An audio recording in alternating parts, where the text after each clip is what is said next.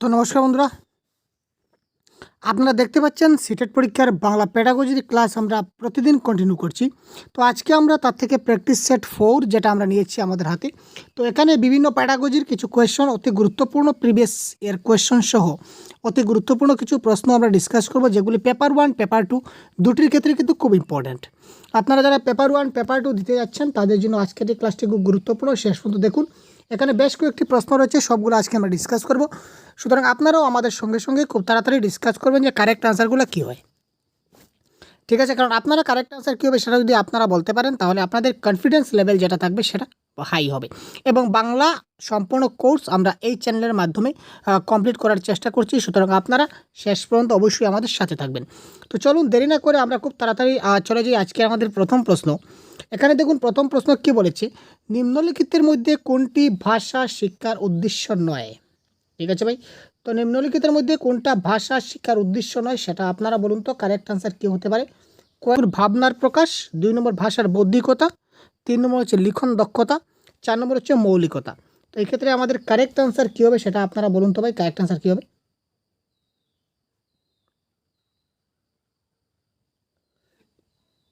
ভাষা শিক্ষার উদ্দেশ্য। তো ভাষা শিখতে গেলে আমাদের ভাবনার প্রকাশ থাকতে হবে। কি আমরা ভাবনা প্রকাশ করব, আমার মনে কি চলছে এবারে সেটা কিন্তু আমি আপনাকে বলতে হবে, সেটা আমার মনের ভাবটা আপনার কাছে প্রকাশ করতে হবে। কিসের মাধ্যমে প্রকাশ করব? ভাষা শিক্ষার মাধ্যমে প্রকাশ করব। সুতরাং এটা একটা উদ্দেশ্য। তারপর ভাষার বৌদ্ধিক যেটা রয়েছে, তো ভাষা ব্যবহার কিভাবে করতে হয়, ভাষার বৌদ্ধিকতা আমাকে জানতে হবে, ভাষার মৌলিকতা জানতে হবে। কিন্তু ভাষা শিক্ষার উদ্দেশ্য নয় বলেছি, এখানে কারেক্ট আনসার হবে লিখন দক্ষতা বা প্রফিসিয়েন্সি ইন রাইটিং। তো শুধুমাত্র আমি যে লেখলেই যে আমার ভাষার শিক্ষার যেটা উদ্দেশ্য হলো সেটা যে সাকসেস হলো সেটা নয়। সুতরাং অ্যাকর্ডিং টু অপশন এখানে 3 হবে কারেক্ট আনসার। পরবর্তী প্রশ্ন, ভাষা দক্ষতার প্রসঙ্গে কোন বক্তব্যটি সত্য নয়? কী হবে কারেক্ট আনসার? খুব তাড়াতাড়ি কমেন্ট করুন তো ভাই, খুব তাড়াতাড়ি। দেখুন অপশনে কী বলেছে, ভাষা দক্ষতার উন্নয়নে অনুশীলনের চেয়ে ভাষা আদর্শ সবচেয়ে বেশি গুরুত্বপূর্ণ। শিশুরা কেবল শোনা, বলা, পড়া এবং লেখার ক্রম অনুযায়ী শিখে। বিদ্যালয়ে বলা এবং লেখার দক্ষতার উপর বিশেষ করে জোর দিতে হবে আমাদের। ভাষার 4টি দক্ষতার সবকয়টি পারস্পরিক সম্পর্কযুক্ত। তো এখানে আমাদের কারেক্ট আনসার কোনটি হবে? Question number 92। বলুন তো ভাই কারেক্ট আনসার কী হতে পারে? তো প্যাডাগোজির ভাষায় কিছু পজিটিভ এবং কিছু নেগেটিভ ওয়ার্ড রয়েছে। আমরা যখন প্যাডাগোজির আনসারগুলো সলভ করব তখন আমাদের সেই পজিটিভ এবং নেগেটিভ ওয়ার্ডগুলো অবশ্যই জানতে হবে। তো পজিটিভ এবং নেগেটিভ ওয়ার্ডের ক্লাস আমাদের ইউটিউব চ্যানেলে দেওয়া রয়েছে, ঠিক আছে? তো বাংলা ভাষার পজিটিভ এবং নেগেটিভ ওয়ার্ড শুধুমাত্র আপনারা আমাদের সহজগুরু ইউটিউব চ্যানেলে পাবেন। তো আপনারা এক্ষুনি যদি এই ভিডিওটি দেখে না থাকেন তো আজকের ক্লাসের পরে এই ভিডিওটি আপনারা সার্চ করবেন, ইউটিউবে গিয়ে লিখবেন positive and negative word Bengali Sahajguru লিখে আপনারা ইউটিউবে সার্চ করলে আপনাদের কাছে ভিডিওটা পৌঁছে যাবে। আপনারা কাইন্ডলি ভিডিওটা দেখে নেবেন। এখানে একটা শব্দ দেওয়া আছে কেবল, অনলি বা অ্যালোন, সেটা ইংলিশ টার্ম। কেবলমাত্র বা শুধুমাত্র বা মুখস্থ করা, এ ধরনের অনেকগুলো শব্দ আছে। এই শব্দগুলো দেখা মাত্র আমরা বলতে পারি যে এটা আমাদের নেগেটিভ ওয়ার্ড। কেবলমাত্র, কারণ প্যাডাগজিতে কেবলমাত্র শুধুমাত্র এই ধরনের কোনো ওয়ার্ড ব্যবহার হয় না। কারণ কি, কেবল যে ওই সিস্টেমেই শিখবে সেরকম কোনো কথা নয়, অন্য বিভিন্ন উপায় রয়েছে আমাদের। তো এখানে বলেছে সত্য নয়, অর্থাৎ কোয়েশ্চনে কিন্তু নেগেটিভ বলেছে, কোনটা সত্য নয়। তো কেবল ওয়ার্ডটা আমাদের হচ্ছে নেগেটিভ, তো নেগেটিভের আনসারটা কিন্তু নেগেটিভ হবে। সুতরাং option number 2 is the right answer, ঠিক আছে? আর বিশেষ আমরা অপশন দেখার প্রয়োজন নেই, এই ওয়ার্ডগুলি দেখেই আমরা কারেক্ট আনসার করতে পারি। এখানে দেখুন, ভাষার ব্যাকরণ না জেনেও একটি শিশু সেই ভাষা দ্রুত শেখে নেয়, এ কথাটা কে বলেছিলেন? ভাষার ব্যাকরণ না জানলেও একটা শিশু সেই ভাষাটা খুব তাড়াতাড়ি শিখতে পারে, এই কথাটা কে বলেছিলেন? Maharshi Patanjali, Lord Sweet, Lord Macaulay, তারপর হচ্ছে জন পিয়াগেট বা জিন পিয়াগেট আমরা যাকে বলি। তো এখানে দেখুন কোয়েশ্চন নাম্বার 93 কারেক্ট আনসার কী হতে পারে? আপনারা খুব তাড়াতাড়ি কমেন্ট করুন তো ভাই কারেক্ট আনসার কী হতে পারে, কারণ আপনাদের কমেন্টের উপরে আপনাদের কনফিডেন্স লেভেলটা ডিপেন্ড করছে, আপনারা কতটুকু কারেক্ট আনসার করতে পারবেন। ভাষার ব্যাকরণ না জেনেও একটি শিশু সেই ভাষা দ্রুত শেখে নেয়, এ কথাটা কে বলেছিলেন?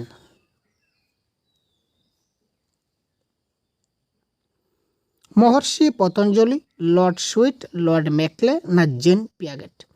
তো এই ক্ষেত্রে কারেক্ট আনসার আমাদের হবে কি? আপনারা যারা অপশন নাম্বার 3 দিচ্ছেন লর্ড মেকলে, 100% কারেক্ট ভাই।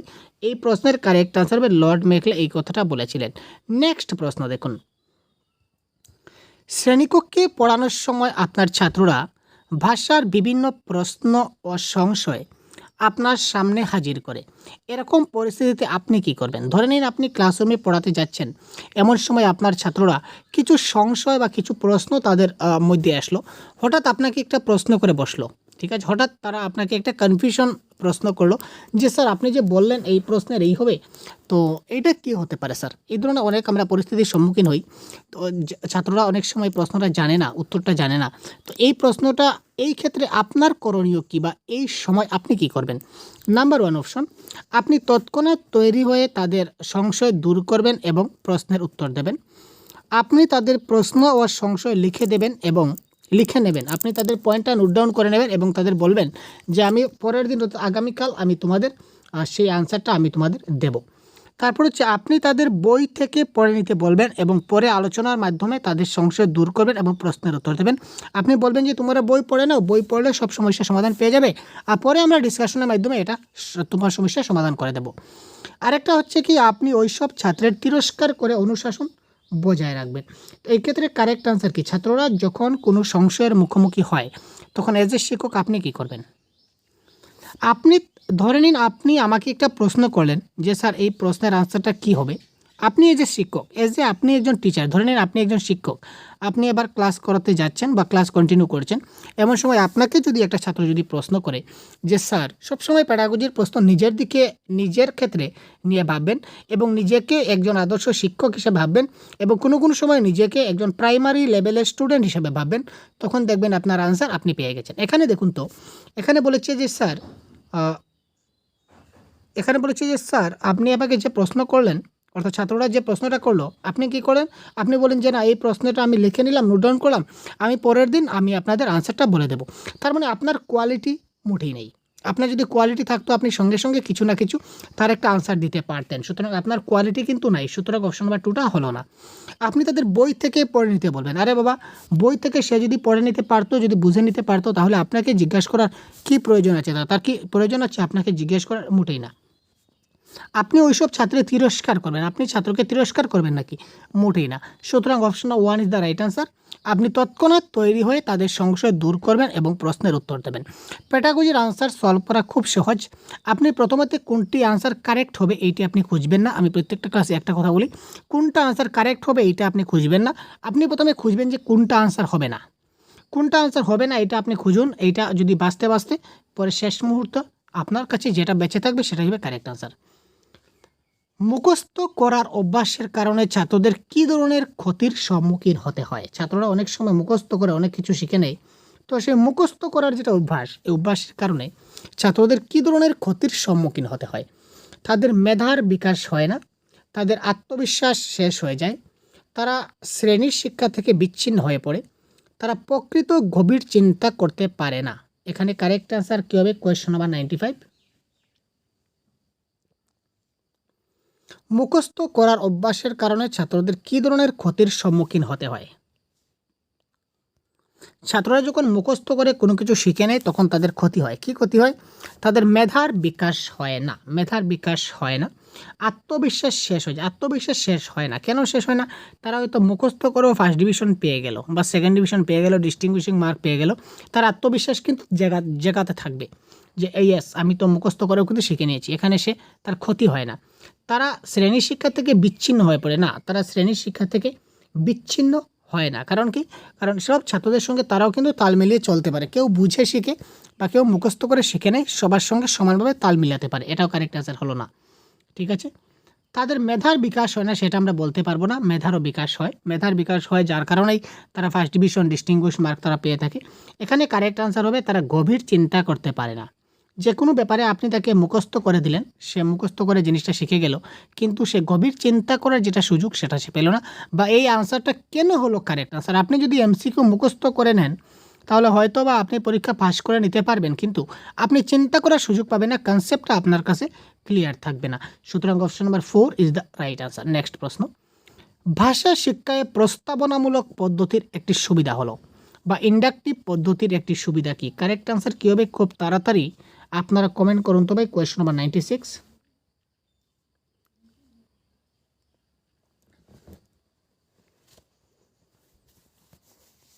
ইন্ডাকটিভ পদ্ধতির মাধ্যমে আমরা যদি তাদেরকে শেখাই তাহলে কি একটা লাভবান হতে পারে। ছাত্রদের গৃহকার্য করতে দেওয়া হয় না, ছাত্রদের মধ্যে মুখস্থ বিদ্যার অভ্যাস তৈরি হয় না, শ্রেণীকক্ষের মধ্যে অনুশাসন বজায় থাকে, তারপর স্বল্প সময়ের মধ্যে ছাত্ররা অনেক বেশি শিখতে পারে। এখানে কারেক্ট আনসার কি হবে? ইন্ডাকটিভ মেথড কি সেটা আপনারা অবশ্যই কনসেপ্টের ক্লাস থেকে দেখে নেবেন। তো দেখুন, ছাত্রদের গৃহকার্য করতে হয় না, সেটা ভুল। ছাত্রদের গৃহকার্য সবসময় দেওয়া হয় ইন্ডাকটিভ মেথডে। অনুশাসন বজায় থাকে, এটা হচ্ছে না। স্বল্প সময়ের মধ্যে ছাত্ররা বেশি শিখতে পারে, সেটাও নয়। তো এক্ষেত্রে কারেক্ট আনসার হবে ছাত্রদের মধ্যে মুখস্থ বিদ্যার অভ্যাস তৈরি হয় না, এটা হচ্ছে তার একটা সুবিধা। কারণ মুখস্থ বিদ্যা যদি হয় তাহলে মুখস্থ বিদ্যা যদি শিখে তাহলে কি হয়, আমরা এইমাত্র দেখলাম যে তারা কি করতে পারে না, গভীর চিন্তা করতে পারে না। সুতরাং এই ক্ষেত্রে কারেক্ট আনসার গভীর চিন্তা করার সুযোগ দেওয়া হয়, অর্থাৎ মুখস্থ বিদ্যার অভ্যাস এই ক্ষেত্রে তার তৈরি হয় না। অভিব্যক্তি ও মতের হলো ভাষার সবচেয়ে ভালো মাধ্যম।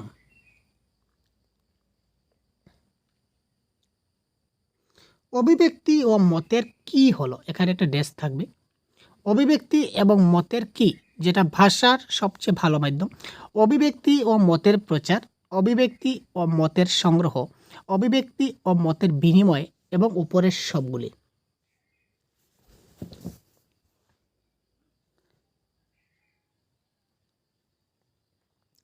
ভাষার সবচেয়ে ভালো মাধ্যম তখনই হবে যখন আমরা মতের বিনিময় করব। ঠিক আছে ভাই? যখন আমরা মতের বিনিময় করব তখন আমরা সেই ভাষাটা খুব ভালো করে শিখতে পারবো। সুতরাং এক্সচেঞ্জ বা বিনিময় ইজ দ্য রাইট আনসার। একটি ভারতীয় শিশুর শেখার প্রয়োজন। একটা ভারতীয় শিশুর শিখতে হয় কোন ভাষাটা তার শিখতে হবে সেটা জানতে হবে। মাতৃভাষা, মাতৃভাষা ও একটি আঞ্চলিক ভাষা, তারপর হচ্ছে মাতৃভাষা এবং ইংরেজি ভাষা, তারপর হচ্ছে যে কোনো 3টি ভাষা। তো এই ক্ষেত্রে কারেক্ট আনসার কোনটি হবে দেখুন তো। একটি ভারতীয় শিশুর শেখার প্রয়োজন মাতৃভাষা, মাতৃভাষা এবং একটি আঞ্চলিক ভাষা, মাতৃভাষা এবং একটি ইংরেজি ভাষা, যে কোনো 3টি ভাষা। আমরা ত্রিভাষা নীতি পড়েছি, নিশ্চয়ই আপনারা জানেন ত্রিভাষা নীতি। তো ভারতবর্ষে কিন্তু ত্রিভাষা নীতি প্রচলিত রয়েছে। সুতরাং একটি ভারতীয় শিশুর 3টি ভাষা শেখার প্রয়োজন রয়েছে। একটি অন্তর্ভুক্তিমূলক শ্রেণীকক্ষে ভাষা শিক্ষার অন্যতম চ্যালেঞ্জ হলো ইনক্লুসিভ ক্লাসরুম কি, সেটা পুরো একদম ডিটেলস আমরা 30 মিনিটের একটা ক্লাস প্রোভাইড করেছি আপনাদের জন্য, সঙ্গে এমসিকিউ রয়েছে ইনক্লুসিভ এডুকেশনের, সেটা আপনারা দেখে নেবেন। কারণ সবগুলো কনসেপ্ট যদি আপনার ক্লিয়ার থাকে তাহলে আপনি 100% ভালো নম্বর পরীক্ষায় আশা করতে পারেন। আর কনসেপ্ট যদি ক্লিয়ার না থাকে তাহলে আপনি পরীক্ষায় ভালো নম্বর আশা করতে পারেন না। সুতরাং কনসেপ্টের ক্লাসগুলি আপনারা মনোযোগ সহকারে আগে দেখার চেষ্টা করুন। উপযুক্ত ভাষা শিক্ষার প্রতিবেশের উন্নতির অভাব, উপযুক্ত শিক্ষা সামগ্রীর অভাব, ছাত্রদের দক্ষতার বর্ণসংকরতা, ছাত্রদের আগ্রহের অসমতা। ইনক্লুসিভ ক্লাসরুমে যখন ভাষা শিক্ষা দিই তখন আমাদের একটা চ্যালেঞ্জ হিসাবে দাঁড়ায়। কোনটি চ্যালেঞ্জ হিসাবে দাঁড়ায়? উপযুক্ত ভাষা শিক্ষার যেটা প্রতিবেশ বা পরিবেশ সেটা কিন্তু পাওয়া যায় না, সেটার উন্নতির একটা অভাব দেখা যায় ইনক্লুসিভ এডুকেশনে। কারণ সবাই সমানভাবে তাল মেলাতে পারে না, এই যে শিক্ষক হিসাবে ওনাকে তাল মেলাতে হয়, এক্ষেত্রে কিছুটা কষ্ট হয়। নেক্সট, নিম্নলিখিতের মধ্যে কোনটি মাতৃভাষা শিক্ষার জ্ঞান লক্ষ্য নয়? এখানে বলেছে নয়। মাতৃভাষা শিক্ষার জ্ঞান লক্ষ্য নয় কোনটা? ভাষা তথ্য সম্পর্কে পর্যাপ্ত জ্ঞান অর্জন, বিষয়বস্তু সম্পর্কে জ্ঞান পাওয়া, উচ্চারণ বিষয়ে জ্ঞান অর্জন, ভাষার বিভিন্ন ধরনের লেখার বিষয়ে জ্ঞান অর্জন।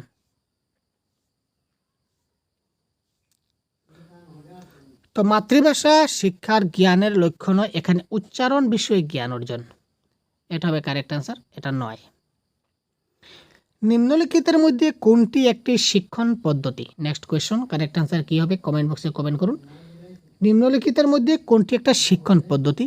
নির্বাচন পদ্ধতি মানে সিলেকশন মেথড, আগ্রহ পদ্ধতি মানে ইন্টারেস্ট মেথড, প্রেরণা পদ্ধতি মানে মোটিভেশন মেথড, তারপর হচ্ছে উপরোক্ত সবগুলি। কারেক্ট আনসার কী হবে? নিম্নলিখিতের মধ্যে কোনটি একটি শিক্ষণ পদ্ধতি? তো শিক্ষণ পদ্ধতির ক্ষেত্রে কোনটি কারেক্ট আনসার হবে? এখানে দেখুন সিলেকশন পদ্ধতি, ইন্টারেস্ট পদ্ধতি, মোটিভেশন পদ্ধতি, এই সবগুলি হবে কারেক্ট আনসার। উপরের সবগুলি হবে কারেক্ট আনসার। নেক্সট, ভাষা শিক্ষার শ্রাব্য দৃশ্য সামগ্রী যে কারণে উপযোগী হয় তা হলো সঠিক উচ্চারণ, সঠিক লেখা, সঠিক পড়া, উপরের কোনোটি নয়। শ্রব্য দৃশ্য, শ্রব্য দৃশ্য মানে যে দেখতে পাচ্ছে এবং শুনতে পাচ্ছে। সে যদি দেখে এবং শুনে যে কোনো একটা সামগ্রী, ধরে নিলাম আমরা টেলিভিশন বা টিভির মধ্যে সে দেখতেও পাচ্ছে এবং শুনতে পাচ্ছে, তো দেখা এবং শোনার মধ্যে সে কি ভালো মতো পড়তে পারবে?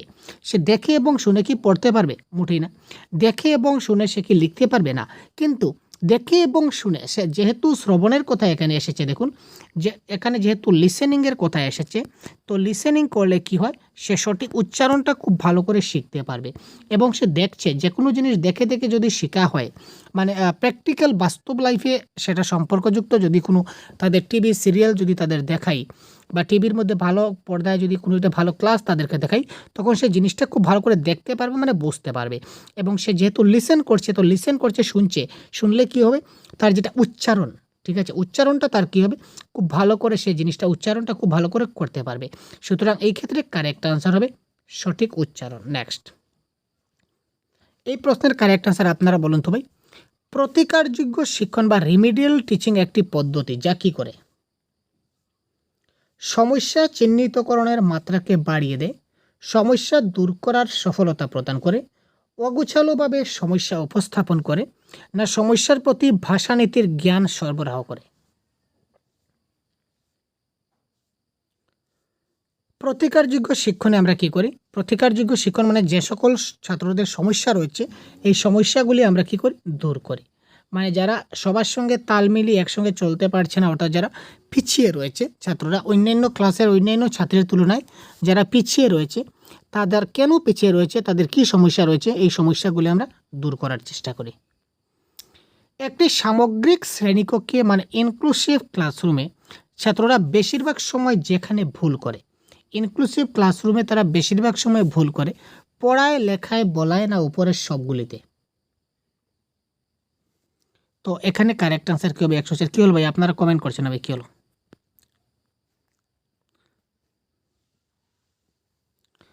একটি সামগ্রিক শ্রেণীকক্ষে ছাত্ররা বেশিরভাগ সময় যেখানে ভুল করে, পড়ার ক্ষেত্রেও তারা ভুল করে, লেখার ক্ষেত্রেও ভুল করে, বলার ক্ষেত্রেও ভুল করে। সুতরাং এখানে কারেক্ট আনসার হবে উপরোক্ত সবগুলি ইজ দ্য রাইট আনসার। ব্যাকরণ যেমন আচরণগত তেমনই তাত্ত্বিক, এই বক্তব্যের সঙ্গে আপনি কতদূর সহমত? দেখুন প্রশ্ন বিভিন্নভাবে আসতে পারে। এখানে কথা হচ্ছে আপনি কতদূর সহমত। এখানে আপনার ব্যক্তিগত মতামত যদিও প্রশ্নে চাইছে, কিন্তু সেটা আপনার ব্যক্তিগত যদি মনে হয় যে না আমি সহমত নই, আপনি যদি সহমত নই যদি দিয়ে দেন আপনার ব্যক্তিগত মত অনুসারে, সেটা কিন্তু কারেক্ট আনসার হবে না। এটা আসলে প্র্যাকটিক্যালি সেটা কতটুকু সত্য, এই কথাটা প্র্যাকটিক্যালি কতটুকু সত্য বা ভাষাতাত্ত্বিকদের মতে কতটুকু সত্য, এই কথাটা বলেছে। আর এখানে যে বলেছে আপনার মত অনুযায়ী কতটুকু সহমত, এটা একটা ভ্রান্ত ধারণা আপনার পরীক্ষায় ভুল করার জন্য, আপনি যাতে আনসারটা ভুল করতে পারেন সেই টেকনিক। তো আমরা তো টেকনিক আপনাদের শিখিয়ে দিয়েছি ভাই, আর ওই ধরনের টেকনিক আপনারা অনেক টেকনিক আমাদের চ্যানেল থেকে পেয়ে যাবেন, শিখে যাবেন। তো এই ক্ষেত্রে আপনারা এই জিনিসটাকে আপনারা মাথায় দেবেন যে আপনি কতদূর সহমত বলেছে। তো আপনার এখানে পার্সোনাল অভিমত আপনি দিতে যাবেন না। এখানে এই কথাটা আদৌ কতটুকু সত্য বা আদৌ সেটা কি বাস্তব বা আদৌ ভাষাতাত্ত্বিকরা কি সেরকম কথা বলেছেন, এই দিক দিয়ে আপনাদেরকে বিচার করতে হবে। আপনার পার্সোনাল কোনো থিঙ্কিং এখানে আপনি কাজে লাগাবেন না, নতুবা ভুল করবেন। কারণ পার্সোনাল লাইফে আমাদের অনেকজনের অনেক চিন্তাধারা থাকতে পারে। তো আমি বললাম যে না এই প্রশ্নের কারেক্ট আনসারের সঙ্গে আমি সহমত, আপনি বললেন না স্যার এটা আংশিক সহমত, আরেকজন বন্ধু বলবে না স্যার সহমত নই, আরেকজন বলবে স্যার সহমত হতেও পারি আবার নাও হতে পারি। কারণ মানুষের চিন্তাধারা তো আলাদা, তাই না? সুতরাং এখানে আপনি আপনার মত অনুযায়ী যদি আনসার করেন তাহলে আনসার কিন্তু ভুল হবে। তো এটা কারেক্ট আনসার হবে 105-এর কারেক্ট আনসার। এটা কারেক্ট আনসার হবে পুরোপুরি সহমত। কারণ কি? এটা বাস্তবসম্মত। ব্যাকরণ যেমন আচরণগত তেমনই তাত্ত্বিক, কথাটা একদম সত্য। তো যেহেতু কথাটা একদম সত্য, তাই এখানে কারেক্ট আনসার হচ্ছে পুরোপুরি সহমত। নেক্সট, উচ্চ প্রাথমিক বা মাধ্যমিক স্তরে ছাত্রছাত্রীদের ভাষার প্রতি আগ্রহ জাগ্রত করতে প্রয়োজন। ভাষার প্রতি আমরা তাদের আগ্রহ যদি জাগ্রত করতে চাই তাহলে কিসের প্রয়োজন হবে? 106, ছাত্রছাত্রীদের বই পড়তে বলা হবে, ছাত্রছাত্রীদের অধিক মাত্রায় বিশ্লেষণ করতে বলা হবে, ছাত্রছাত্রীদের বেশি মাত্রায় তলিখন করতে দেওয়া হবে, ছাত্রছাত্রীর ব্যাকরণগত জ্ঞান বৃদ্ধি করতে হবে। কারেক্ট আনসার কী হবে 106? বলুন তো কমেন্ট বক্সে।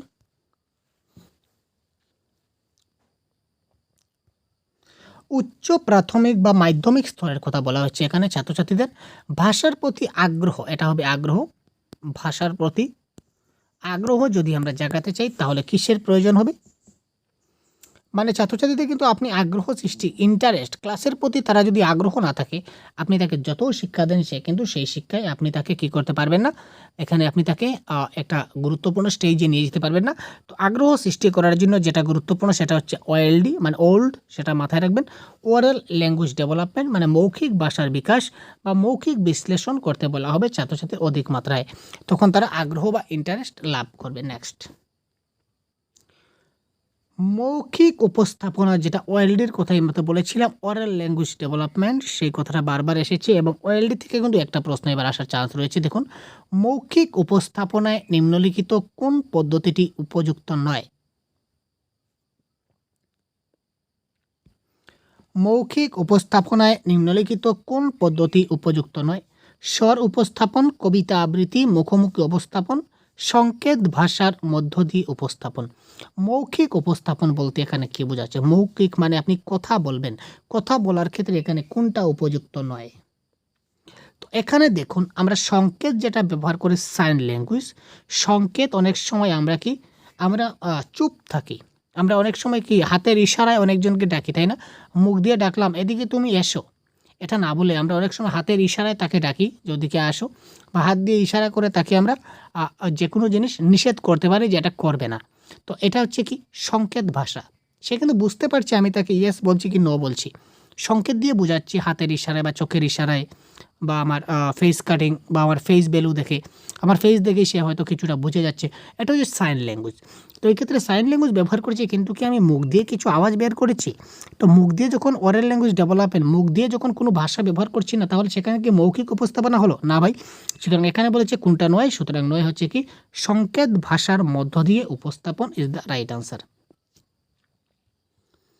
মানুষের মাতৃভাষার জ্ঞানের উন্নয়ন ততটাই গুরুত্বপূর্ণ যতটা মাতৃদুগ্ধের। দেখুন, প্রশ্ন আমাদের প্রায় সেমই পরীক্ষায় আসে, কিন্তু প্রশ্নটাকে একটু ঘুরিয়ে ফিরিয়ে দেওয়া হয় আমাদেরকে গুমরাহ করার জন্য বা আমাদের ভ্রান্তিটাকে জাগ্রত করার জন্য। এই ধরনের সেম প্রশ্ন আমি একটা প্রিভিয়াস ক্লাস দিয়েছিলাম, এখানে সেম প্রশ্ন আমরা পেয়েছিলাম একটা PYQতে, প্রিভিয়াস ইয়ার কোয়েশ্চনে একটা প্রশ্ন এসেছিল। কি প্রশ্ন? মানুষের মাতৃভাষা মাতৃদুগ্ধের সমান, কথাটা কে বলেছিলেন বা এই কথাটার সঙ্গে নিচের কোন ব্যক্তি জড়িত? ঠিক আছে, এখানে প্রশ্ন একদম সেম জিনিসটা একটু ঘুরিয়ে দিয়েছে। কি দিয়েছে দেখুন, মানুষের মাতৃভাষায় জ্ঞানের উন্নয়ন ততটাই গুরুত্বপূর্ণ যতটা মাতৃদুগ্ধের। আসলে জিনিসটা কিন্তু একদম সেম কথাটা বলেছে, তাই না? তো যেহেতু সেম কথা বলেছে, সুতরাং এখানে কারেক্ট আনসার 108 কী হবে? এটা কারেক্ট আনসার হবে মহাত্মা গান্ধী। এই কথাটা কে বলেছিলেন? মহাত্মা গান্ধী এই কথাটা বলেছিলেন। যদি ছাত্রদের এমন একটা ভাষার মাধ্যমে পড়ানো হয় যেখানে তাদের ভালো আধিপত্য নেই, আমি এমন একটা ভাষায় ছাত্রদের পড়ালাম যে ভাষাটা ছাত্ররা ভালো মতো বুঝতে পারে না বা এই ভাষায় ছাত্রদের জ্ঞান নাই, তখন কি হবে? প্রকৃত গভীর চিন্তা ভাবনা সম্ভব নয়, ছাত্ররা মুখস্থ বিদ্যা বা জেনে তেনে প্রকারে মনে রাখতে অভ্যস্ত হয়ে উঠবে, ছাত্ররা পড়ার আগ্রহ হারিয়ে ফেলবে বা উপরের সবগুলি এখানে হতে পারে। তো কারেক্ট আনসার এখানে কোনটি হবে? Question number 109। খুব তাড়াতাড়ি কমেন্ট করুন তো ভাই, কারেক্ট আনসার কী হবে? এমন একটা ভাষার মাধ্যমে আমি তাকে পড়ালাম, তাদের সেই ভাষাটা সে ভালো করে বুঝতে পারে না, তখন কি হবে? তার এই ক্ষেত্রে সে তার গভীর চিন্তাভাবনা প্রকাশ করতে পারবে না, এটাও কারেক্ট। কিন্তু সে পারছে না, কিন্তু তাকে তো যে কোনো প্রকারের জিনিসটা শিখতে হবে, তাই না? মনে রাখতে হবে, তাই তো? তো ছাত্ররা মুখস্থ বিদ্যার আশ্রয় নেবে, এটাও কারেক্ট। এবং যে জিনিসটা আমি ভালো করে বুঝতে পারি না, তার প্রতি কি আমার ইন্টারেস্ট থাকবে? মোটেই না, আমার আগ্রহ সেখানে হারিয়ে ফেলবো। সুতরাং এখানে উপরের সবগুলি অর্থাৎ অপশন নাম্বার 4 হয়ে যাবে এই ক্ষেত্রে আমার কি কারেক্ট আনসার। নেক্সট, ভাষা শিক্ষায় ভাষার আয়ত্তীকরণের সবচেয়ে গুরুত্বপূর্ণ প্রেক্ষিত হল শোনা ও বলা, কেবল শোনা, কেবল পড়া, কেবল লেখা। ভাষা যেটা আয়ত্ত করব, আয়ত্তটা আমি কিভাবে করব? হয়তো শুনে করব, নতুবা বলে আমি আয়ত্ত করব। সুতরাং এখানে কারেক্ট আনসার হবে কি শোনা এবং বলা। নেক্সট প্রশ্ন কি হবে দেখুন তো কারেক্ট অ্যান্সার। ভাষা শিক্ষায় পড়ার উপাদানগত সবচেয়ে বড় চ্যালেঞ্জ হলো, পড়ার ক্ষেত্রে সবচেয়ে বড় চ্যালেঞ্জ কি? অল্প সময়ে অধিকতর জ্ঞানের সরবরাহ, কম সময়ে আমরা অধিকতর জ্ঞান লাভ করতে পারি যদি ভালো টিচার করতেই পারি। পাঠ্য উপাদানের অন্তর্গত মোটা দাগের বিষয়গুলিকে উপযুক্ত ব্যাখ্যা দেওয়া। তো আমরা এই মোটা দাগের বিষয়গুলিকে আমরা সবসময় ব্যাখ্যা দিতে পারি না, তাই এটা হচ্ছে আমাদের একটা বড় চ্যালেঞ্জ। সুতরাং এই ক্ষেত্রে কারেক্ট আনসার হবে অপশন নাম্বার 2। পাঠ্য বিস্তার প্রতি ছাত্রদের মনোযোগ আকর্ষণ। ইয়েস, মনোযোগ আকর্ষণ তো আমরা করি, যখন ভালো মতো পড়াই তখন মনোযোগ আকর্ষণ হয়। পাঠদান প্রক্রিয়া শিক্ষকদের কম শ্রমদান করা বা কম পরিশ্রম লাগে। ঠিক আছে, এটাও যদি ভালো টিএলএম দিয়ে যদি আমি ভালোভাবে বুঝাতে পারি তো কম পরিশ্রমে আমি তাদের বোঝাতে পারবো। সুতরাং এই মোটা দাগের বিষয়গুলোকে উপযুক্ত ব্যাখ্যা দেওয়া ইজ দ্য রাইট আনসার। মেধাবী ছাত্রদের উচ্চারণ এবং শব্দভাণ্ডার বেশি ভালো হয়, এই কথাটা কে বলেছিলেন?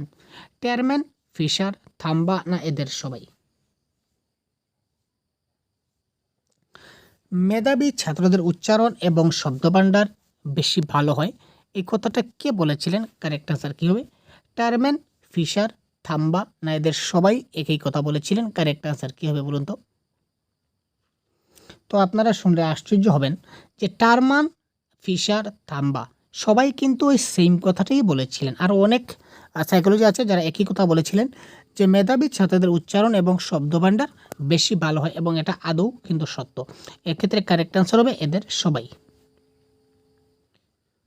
শব্দের অর্থ স্পষ্ট বা ক্লারিফাই করার ক্ষেত্রে সবচেয়ে ভালো পদ্ধতি হলো, একটা শব্দের অর্থ যদি আমরা স্পষ্ট করতে চাই তো এই ক্ষেত্রে সবচেয়ে ভালো পদ্ধতি কি? শব্দ ব্যাখ্যা বা এক্সপ্লেন করা, অভিধান থেকে দেখে নেওয়া, বাক্যের শব্দের ব্যবহার অনুযায়ী ছাত্রদের আন্দাজ করার সুযোগ দেওয়া, ভাষা শিক্ষার মধ্য দিয়ে শব্দের অর্থকে স্পষ্ট করা। কী হবে? কোয়েশ্চেন নাম্বার 113 প্রশ্নের আজকের কারেক্ট আনসার কী হবে বলুন তো? এবং আমরা যে কন্টিনিউ সিরিজ স্টার্ট করছি, এই সিরিজে 500+ কোয়েশ্চন থাকবে, অতি গুরুত্বপূর্ণ প্রশ্ন 500+। তো 500+ যে প্রশ্নগুলো আমরা ডিসকাস করব সবগুলো আপনারা সাথে থাকুন, প্রত্যেকটি সেটে আপনারা পাবেন কিছু কিছু প্রশ্ন করে, সবগুলো আমরা ডিসকাস করবো প্রতিদিন যতটা সম্ভব হয়। সুতরাং প্রত্যেকটা ক্লাস আপনারা ভালো করে দেখতে থাকুন, প্রতিদিন আমাদের লাইভ ক্লাস হচ্ছে। তো শব্দের অর্থ স্পষ্ট করার ক্ষেত্রে সবচেয়ে ভালো পদ্ধতি হলো বাক্যে শব্দের ব্যবহার অনুযায়ী ছাত্রদের আন্দাজ করার সুযোগ দেওয়া। বাক্যে শব্দের ব্যবহার অনুযায়ী ছাত্রদের আন্দাজ করার সুযোগ দেওয়া হবে এই ক্ষেত্রে কারেক্ট আনসার। মুদ্রিত পাঠ ব্যতি রেখে দ্বিতীয় ভাষা শেখানোর জন্য নিম্নলিখিত কোনটি সাহায্য করে? মুদ্রিত পাঠ ছাড়া, মুদ্রিত যেটা বই রয়েছে প্রিন্টেড বই, এই বইটা বাদ দিয়ে আমরা দ্বিতীয় ভাষা শেখানোর জন্য কোন পদ্ধতিটা আমরা খুব ভালো করে ব্যবহার করতে পারি? প্রাকৃতিক পদ্ধতি, ভাষা নিমজ্জন পদ্ধতি, ব্যাকরণ অনুবাদ পদ্ধতি নাকি পরিস্থিতিগত পদ্ধতি? এই ক্ষেত্রে আমরা যে পদ্ধতি ব্যবহার করি সেটা আপনারা জেনে রাখুন, ব্যাকরণ অনুবাদ পদ্ধতি বা গ্রামার ট্রান্সলেশন মেথড। তো গ্রামার ট্রান্সলেশন মেথড কি, বিভিন্ন ন্যাচারাল অ্যাপ্রোচ কি, ল্যাঙ্গুয়েজ ইমেশন অ্যাপ্রোচ কি, সিচুয়েশন অ্যাপ্রোচ কি, ডাইরেক্ট মেথড কি, ইনডাইরেক্ট মেথড কি, তারপর আরও রয়েছে ইন্ডাকটিভ কি, ডিডাকটিভ কি, সবগুলো আমরা একটি ক্লাসে ডিসকাস করেছি, সেটা আপনারা অবশ্যই দেখবেন। ত্রুটিপূর্ণ পাঠ অভ্যাস তৈরি হওয়ার অন্যতম কারণ কি? ত্রুটিপূর্ণ পাঠ অভ্যাস যখন আমরা তৈরি করতে চাই, এই তৈরি হওয়ার অন্যতম কারণ কি? বহুভাষিকতা, দ্বিভাষিকতা, অতিরিক্ত ভিড়যুক্ত শ্রেণীকক্ষ, পড়ার সময় আঙ্গুল দিয়ে নির্দেশিত করা অথবা দৃষ্টিকে আঙ্গুল দিয়ে পরিচালনা করা। আমরা একদম ভুল ছাড়া ত্রুটিপূর্ণ কোনো পড়ায় কোনো ভুল হবে না, একদম যে অভ্যাস করি, তো অভ্যাসের কারণে আমাদের কি করে আমাদের অভ্যাসটা করতে হবে? এই ক্ষেত্রে কারেক্ট আনসার, পড়ার সময় ছোট শিশুদের যদি আঙ্গুল দিয়ে নির্দেশ করি অথবা দৃষ্টিকে যদি আঙ্গুল দিয়ে পরিচালনা করি, তাহলে এই অভ্যাসটা যদি গড়ে তুলতে পারি, তাহলে এটা যে যেখানে যদি সে যদি নিচে যদি আঙ্গুল দিয়ে যদি সে যদি দেখে যে এটা যেমন কলম, এটা হচ্ছে ক, এটা হচ্ছে ল, এটা হচ্ছে ম, এটা যদি সে যদি আঙ্গুল দিয়ে যদি সে যদি দেখে, তাহলে তার মাথায় সেটা থেকে যাবে যে ইট ইজ ক, ইট ইজ ল, এটা তার মাথায় থাকবে। সুতরাং সে খুব ভালো করে জিনিসটাকে কি করতে পারবে? শিখতে পারবে, বুঝতে পারবে। নেক্সট কী হবে কারেক্ট আনসার বলুন তো? নিম্নলিখিতের মধ্যে কোন শিখন পঠন সমস্যার সমাধান শব্দজ্ঞান পদ্ধতি অর্থাৎ পুরানা পদ্ধতিতে সম্ভব। নিম্নলিখিতের মধ্যে কোন শিখন, যেটা কি বলেছে পঠন সমস্যার সমাধান শব্দজ্ঞান পদ্ধতিতে অর্থাৎ পুরানো পদ্ধতিতে সম্ভব?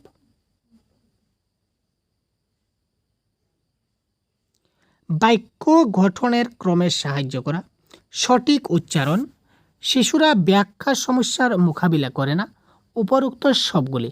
তো এই ক্ষেত্রে কারেক্ট আনসার হবে পঠন সমস্যার সমাধানের ক্ষেত্রে পুরানা পদ্ধতিতে প্রথমে আগে সঠিক উচ্চারণের উপর বেশি ফোকাস দেওয়া হতো, সুতরাং এখানে কারেক্ট আনসার হবে সঠিক উচ্চারণ ইজ দ্য রাইট আনসার। নিম্নলিখিতের মধ্যে কোনটি দক্ষতা উদ্দেশ্যের সঙ্গে সম্পর্কযুক্ত নয়? নিম্নলিখিতের মধ্যে কোনটা দক্ষতা উদ্দেশ্য বা স্কিল অবজেক্টিভের ক্ষেত্রে এটা সম্পর্কযুক্ত নয়? এটা কারেক্ট আনসার কী হবে? পড়া, লেখা, শোনা এবং ভাষার আগ্রহ। কারেক্ট আনসার কী হবে বলুন তো? নিম্নলিখিতের মধ্যে কোনটি দক্ষতা উদ্দেশ্যের সঙ্গে সম্পর্কযুক্ত নয়? পড়া, লেখা, শোনা নাকি ভাষার আগ্রহ? ল্যাঙ্গুয়েজ স্কিল হচ্ছে চারটা: লিসেনিং, স্পিকিং, রিডিং এবং রাইটিং। অর্থাৎ কি শ্রবণ, কথন, পঠন, লিখন। তো শ্রবণ, পঠন, লিখন তো আছে, কিন্তু ভাষার আগ্রহ এই ক্ষেত্রে সেটা ল্যাঙ্গুয়েজ স্কিলের অবজেক্টিভের মধ্যে নয়, সম্পর্কযুক্ত নয়, সুতরাং এটা কারেক্ট আনসার হবে ভাষার আগ্রহ। ভাষার উন্নয়নকে যে বিষয়ে প্রভাবিত করে তা হলো, ভাষার উন্নয়নকে কোন বিষয়টা প্রভাবিত করতে পারে? স্বাস্থ্য, মেধা, ব্যক্তিগত পার্থক্য না উপরোক্ত সবগুলি? তো ভাষার উন্নয়ন করতে গেলে আমাদের এই স্বাস্থ্য বিষয় জানতে হবে, কোন ছাত্রের মেধা কতটুকু, মেধার উপরে কিন্তু ভাষার উন্নয়ন নির্ভর করে। ব্যক্তিগত পার্থক্যের ক্ষেত্রেও কিন্তু মেধা ভাষার উন্নয়ন। যে ছাত্র একটু ভালো ব্যক্তিগত দিক দিয়ে সে কিন্তু পারে, যার ছাত্র স্বাস্থ্য ভালো তার মেধাও কিছুটা ভালো হবে, বা তার মেধা ভালো সে কিন্তু ভালো ভাষা উন্নয়ন করতে পারে। অর্থাৎ এখানে সবগুলি কারেক্ট অ্যান্সার, সবগুলি কারেক্ট অ্যান্সার মানে উপরোক্ত সবগুলি। Option number 4 is the right in this question. পঠনের সময় নিচের কোন বিষয়টি সর্বাপেক্ষা গুরুত্বপূর্ণ? দেখুন কারেক্ট আনসার কী হবে আপনারা কমেন্ট করুন। পাঠ্য বিষয়ের সব শব্দগুলি পড়া, পাঠের অর্থ বুঝে নেওয়া, সাবলীলভাবে পড়া না উচ্চ কণ্ঠে পড়া? কী হবে ভাই কারেক্ট আনসার বলুন তো?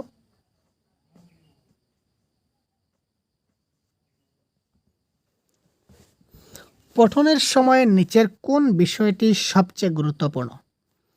পাঠ্য বিষয়ের সব শব্দগুলি পড়া, পাঠের অর্থ বুঝে নেওয়া। আচ্ছা দেখুন, আমরা যখন রিডিং করি, রিডিংয়ের মূল উদ্দেশ্য কি আপনি জানেন?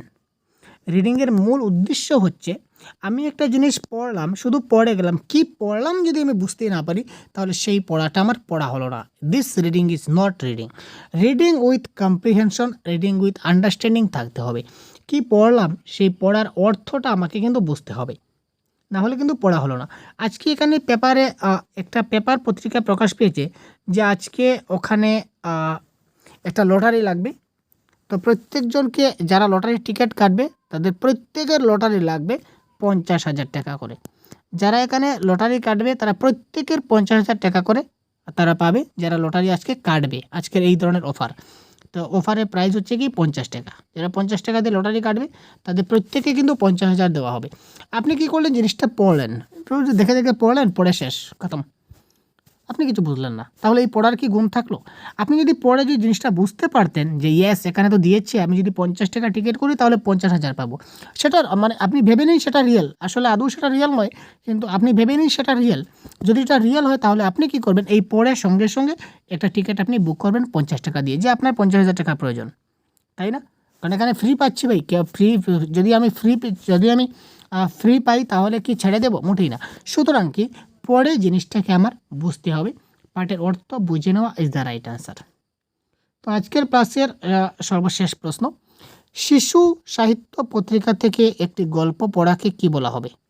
শিশু সাহিত্য পত্রিকা থেকে একটি গল্প পড়াকে কি বলা হবে? গভীর পাঠ, পুঙ্খানুপুঙ্খ পাঠ, ব্যাপক পাঠ না অগভীর পাঠ?